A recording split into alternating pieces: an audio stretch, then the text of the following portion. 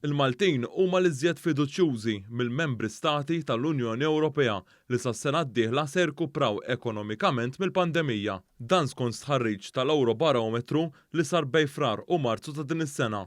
Hawn ħareġ kif 32% tal-Maltin huma fiduċjużi li sas-sena d-dieħla l-ekonomija f'pajjiżna se tirkupra. Il-fiduċja tal-Maltin tisboq sew il-medja Ewropea li tlaħħaq it-23%.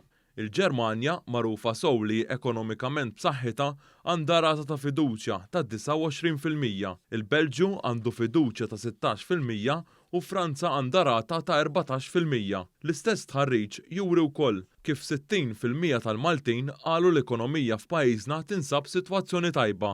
Din ta' Malta taqbeż lill-medja Ewropea bid-doppju, hekk kif 29% qalu li l-ekonomija f'pajjiżhom tinsab fi stat tajjeb. F'pajjiżi bħal Greċja, Spanja u l-Italja kienu biss 10% jew inqas li qalu l-ekonomija f'pajjiżhom tinsab f'sitwazzjoni tajba.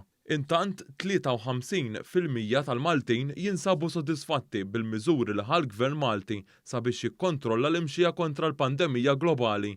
F'dan il-każ il-medja tal-pajjiżi Ewropej hija ta' 43%. Fl-Awstrija inqas minn nofs tan-nies kienu sodisfatti bil-miżuri kontra l-imxija, filwaqt li fl-Italja u Franza kienu inqas minn 40% li huma sodisfatti bil-miżuri.